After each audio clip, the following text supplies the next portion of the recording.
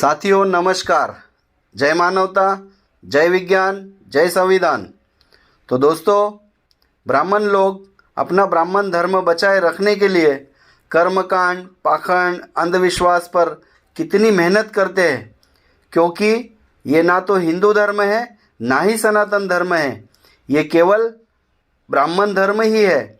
वो इसलिए क्योंकि पहले पढ़ने लिखने का हक अधिकार केवल ब्राह्मणों को था, और तो और जितनी भी सो कॉल्ड धार्मिक किताबें हैं वो सारी की सारी ब्राह्मणों ने लिखी है और बिना मेहनत के अपना पेट पालने का धंधा बनाए रखा है।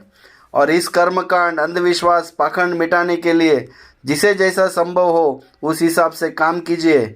जैसे फेसबुक हो, व्हाट्सएप हो, इंस्टाग्राम, यूट्यूब जैसे सोशल मीडिया पर इतनी मेहनत करो। आज बीज बोओगे तो कम से कम 1-2 पीढ़ी के बाद तो उस बीज का पेड़ बनेगा और फल भी आएंगे, वो तो वैज्ञानिक सोच वाले आएंगे।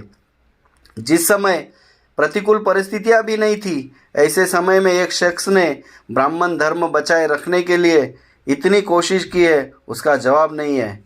तो दोस्तों, आइए जानते हैं उस शख्स के बारे में, जिनका नाम है धुंडीराज गोविंद फाल्के, जिन्हें हम दादा साहब फाल्के के नाम से भी जानते हैं। फिल्म जगत में उनके नाम से पुरस्कार भी दिया जाता है, और तो और ब्राह्मणवादी इन्हें भारतीय सिनेमा के पितामह भी कहते हैं, जिन्होंने अपने परिवार की और अपने समाज की प्रगति के लिए जो क्षेत्र चुना वो लोगों को अंधविश्वास, पाखंड, कर्मकांड में फंसाए रखने का क्षेत्र चुना।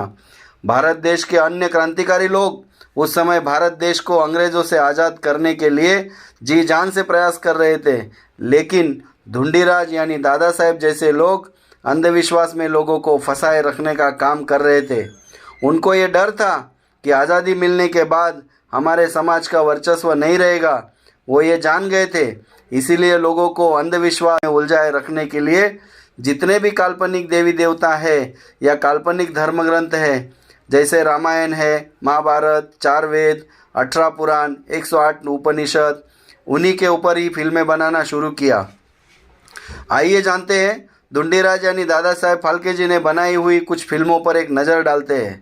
1913 में जो पहली फिल्म बनाई वो राजा हरिश्चंद्र, 1913 में दूसरी फिल्म बनाई मोहिनी भस्मासुर, 1914 में सत्यवान सावित्री, 1917 में लंका दहन, 1917 में सत्यवादी राजा हरिश्चंद्र, 1918 में श्री कृष्ण जी का जन्म, 1926 में भक्त प्रहलाद, बालाजी निम्बालकर 1926, हनुमान जी का जन्म 1927, रुक्मांदा मोहिनी 1927, भक्त सुदामा 1927, नल दमयंती 1927, रुक्मिणी हरण 1927, भक्त दामाजी 1928, परशुराम 1928, श्री कृष्ण सृष्टि 1928, संत मीराबाई 1929, गंगा अवतार 1937। तो दोस्तों, लिस्ट तो बहुत लंबी है, लेकिन ये सोचिए 100 साल पहले इन्होंने अपनी जड़ें मजबूत करके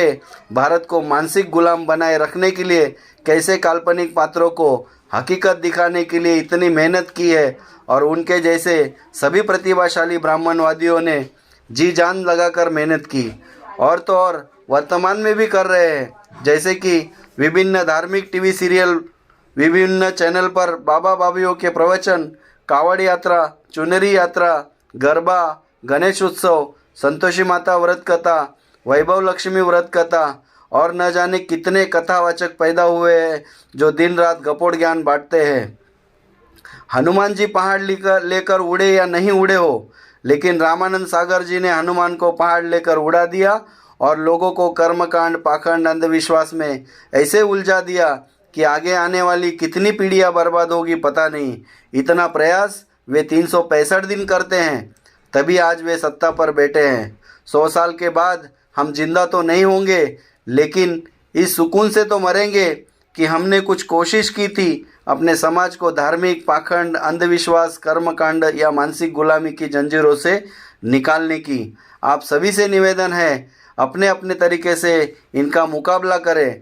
दोस्तों, सत्ता मुफ्त पे नहीं मिलती है। आने वाली पीढ़ियां के लिए कुछ तो लिखे। अगर नहीं लिख सकते हैं तो जो लिख रहा है उसको हर तरह से सहकार्य कीजिए लोगों में जाकर बोलना सीखिए और बताइए कि तुम्हें अंधविश्वास, कर्मकांड, पाखंड मिटाने के लिए जिसे जैसा हो सके वैसा प्रयास करना चाहिए और हमें तार्किक एवं वैज्ञानिक सोच वाला भारत का निर्माण करना है।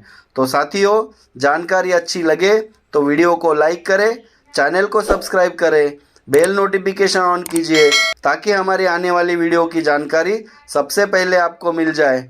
धन्यवाद। नमस्कार।